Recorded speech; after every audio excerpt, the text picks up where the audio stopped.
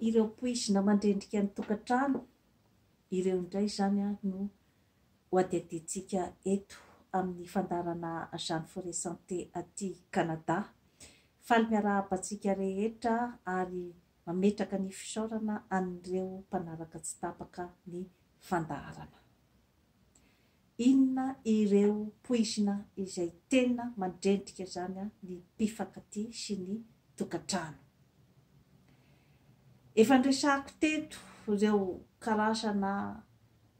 olana izay mipetraka eo amin'ny fifankatiavana, ny karazana kilema izay misy eo amin'ny lehilahy.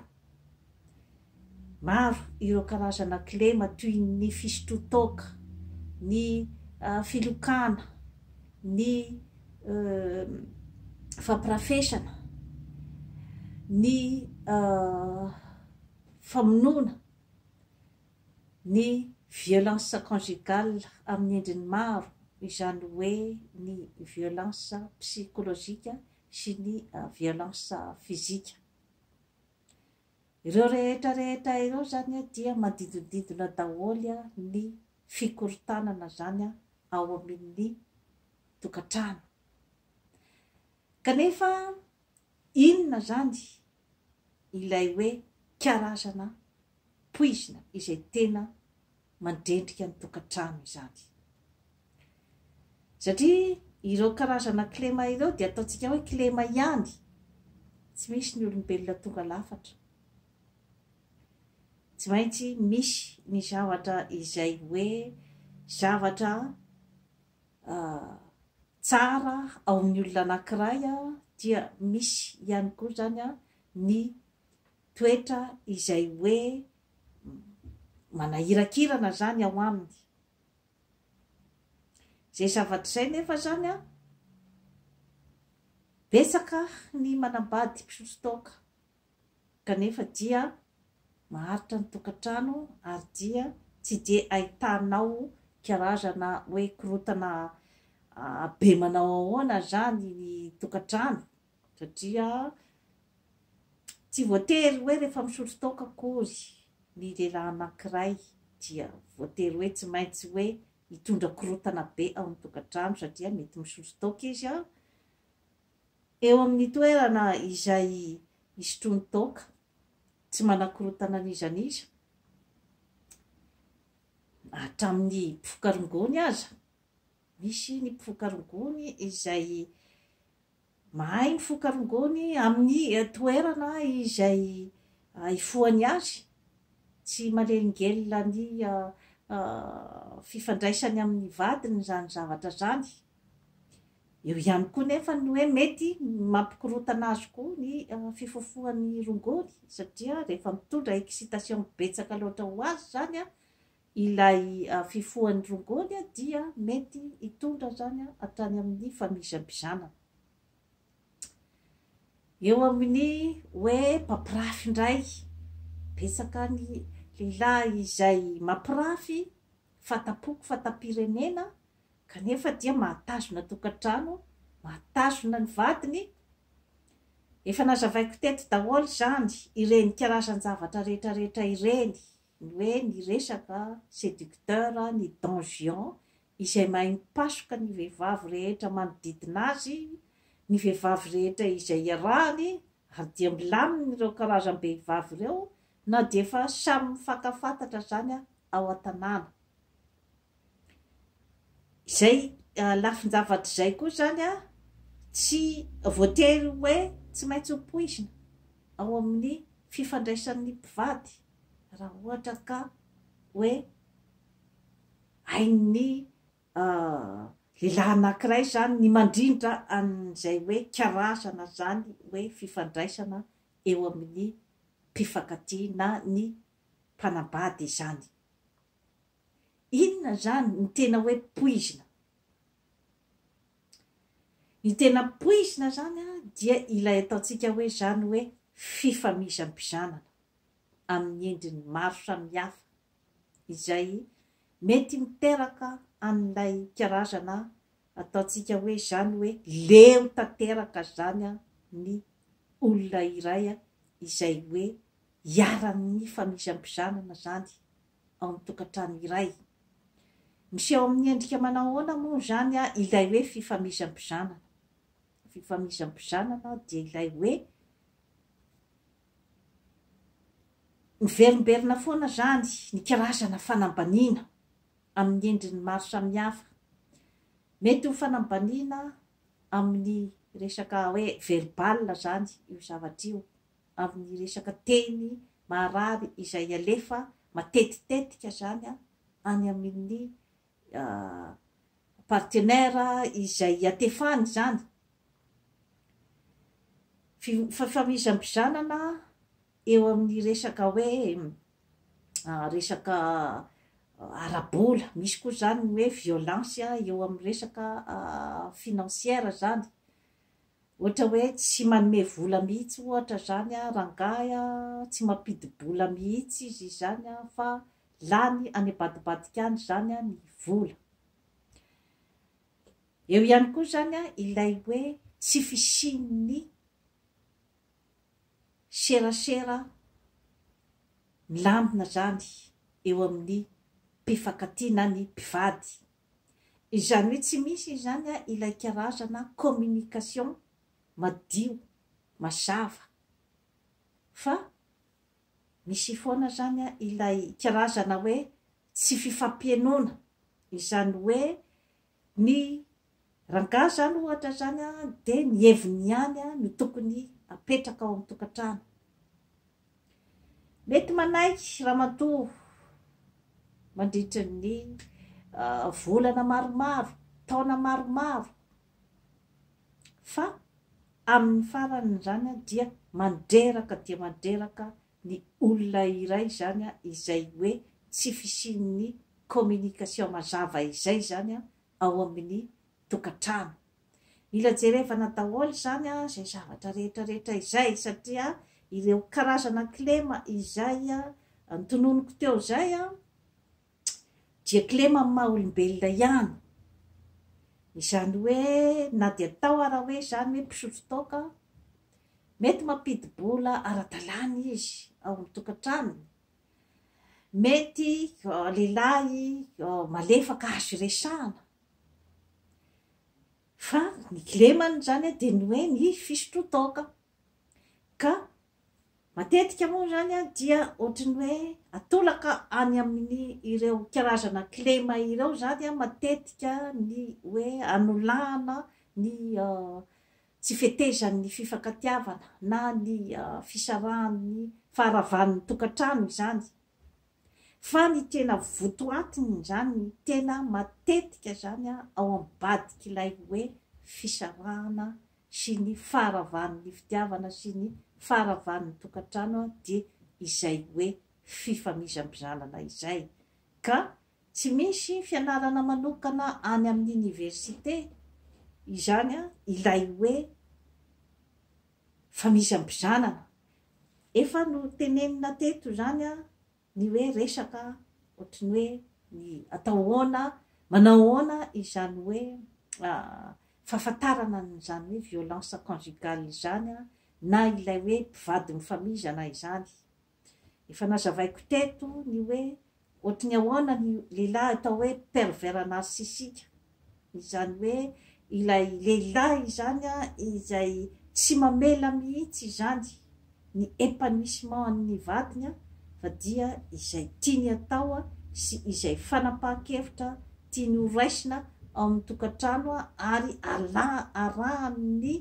famisampizanana ara-moraly toy ny latsalatsa na ny fikasihan-tana izany zavatra rehetrarehetra izany. Ka ao amin'io manodidididina an'io zany ataontsika hoe fifamisampizanana io zany ao no tena manimba ny fifankatiavana sy ny faharavan'ny tokantrano.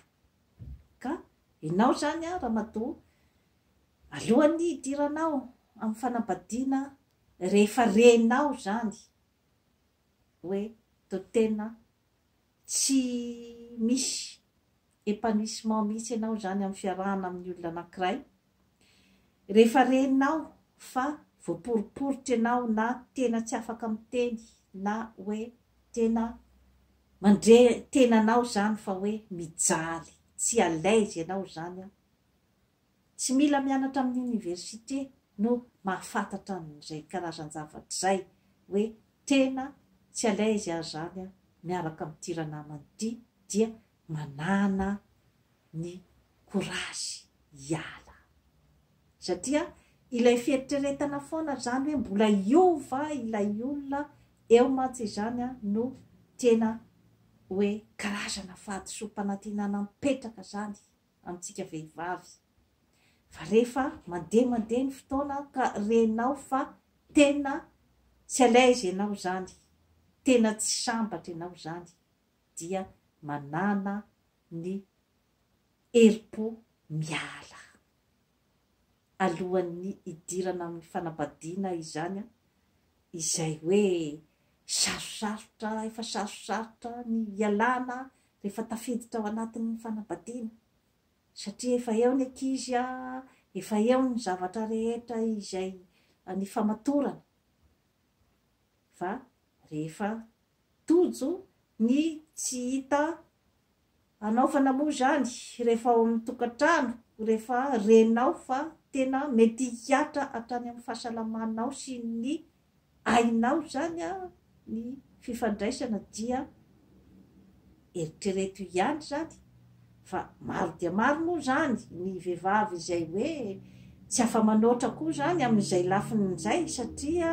hoe miakina tanteraka ohatra zany a ny fiainany sy ny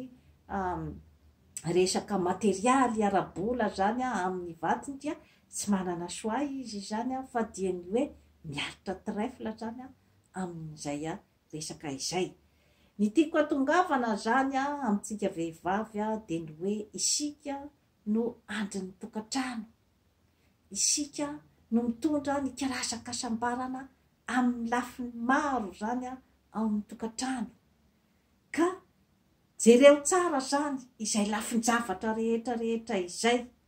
ohatra hoe alohan'ny idiranao a ny tokantrano ary zany zavatra zany a dia entiko fotsiny koa zany a ampieritreretana antsika vehivavy a ny amin'ny hoe amin'izao fotoana izao a dia efa alaviro zany a ilay eritreritra hoe miakina tanteraka zany a amin'ny lehilahy a ny fidiram-bolatsika sy ny hoe fiainatsika zany hoe mbola kely mihitsy zany ny ankizy vavy a dia efa entano hianatra efa entano anana zavatra zany a ataony fidiram-bola ananany zany a ny ataontsika hoe karazana indépendance amin'ny fiainana satria maro dia maro zany ny hoe olana ateraka izay hoe fidiso fiankinan-dohabe loatra zany amin'ny lehilahy amin'ny fiainana indrindrandrindra zany a ny hoe fiainana ao an-tokantrano ny fiainan'ny mpifankatia teny atsipoko zany a zay zavatra rehetrarehetra izay a ho an'ny vehivavy entano ny zanakao vavy zany a ny hanana n'izay karazana indépendance izay zany a amin'ny fiainana satria antoky ny asambarany ny fahafahany mifidy zany a ny lehilahy izay tiany iarahana antoky ny asambaran'ny vehivavy zany zavatra rehetrarehetra izany ary indrindrandrindra koa zany a dia ny hoe ao an-tokantrano araky ny nolazaiko teo dia ny asambarana avoaka n'ilay vehivavy a no mitondra ny zavatra rehetrarehetra satria rehefa tsy mety ene ny zavatra rehetra rehefa rendrika ny sambo rehefa mikirotana amin'ny tokantrano mora ho an'ny lehilahy zany ny sauve-qui-paix isika vehivavy ihany a notraparany miaraka amin'ny ankizy isika vehivavy ihany a no tsy maintsy mibemberda ny amin'ny amelomanao a an'io zanakao io ny atafitanao an'io zanakao io tadidio izay zavatra zay ka mila fiomanana hatramin'ny mahakely azy mihitsy zany a ny vehivavy a hiatrika ny fisambaravoaran'ny fiainana. Raha miteny zavatra ohatran'izany mantsy ny tenako dia misy zany a ny mpanakina ny amin'ny hoe tsy tokony andefa fampatahorana be loatra zany a amin'ny fiainana, fa aleo hiainana ny fiainana dia izay donany ipoahana. Disoko nefa izay fomba fijery zay, fa tsaratsara foana ny olona izay efa miomana amin'ny fiainana, izany hoe izay zavatra situation idirana zany dia tsaratsara foana ny manao ny karazana anticipation ny zavatra rehetra izay mety traka amina situation iray. Ka ny famisavisana ny ratsy no hiavin'ny soa. Rehefa jerevanao amin'ny lafiny tsirairay daholo ny zavatra rehetra izay mety mitraka, ary dia miomana ianao zany a amin'izay zavatra rehetra mety tranga eo, dia isy bebe kokoa ny ataontsika hoe karazana asambarana izay avoakanao, karazana energia tsara izay avoakanao ao anatin'ny ataontsika hoe ezaka. Isan'andro apety ny fifandraisana sy apety ny tokantrano sy hanananao ny karazana hery sy tanjaka entinao hiatrika ny karazana fisamboaravoaran'ny fiainana. Rehefa hitanao diany mialoha, anticipenao diany mialoha ny toe-javatra rehetra izay mety tranga arakaraky ny zavatra izay manoloana anao, arakaraky ny olona izay manoloana anao, ary ny fahaizanao ihany koa zany a ny mitire conclusion zany a amin'ny erreur izay nataonao a tamin'ny fiainanao teo aloha. Satria rehefa tsy misy izay karazana hoe fakana lesony zaitra amin'ny fiainanao teo aloha, dia izay ilay hoe miverimberina ny fahavoazana, dia mandramaty ianao zany a dia mitaraina foana ary dia maheno fa tsy nahita ny asambarana. Ny asambarana dia isika ihany no mamorona azy io, isika ihany no manorina azy, isika ihany no mikolokolo ny karazana zava-maniry. Ny asambarana dia ohatran'ny zava-maniry izay a kolokoloinao hatrany amin'ny fakany. Rehefa tena latsapaka ilay zava-maniry dia kolokoloinao isan'andro ny ravina, ny felany, ny voany izay hotazanao amin'ny mpifaliana rehefa voakarakaranao tsara izany ny fakany. Dia toy izay sy toy izay no azo natolotra anao anio, manaova abonnement amin'ny Jeanne Forêt Santé aty Canada fa hanatsara ny fiainanao. Bye bye.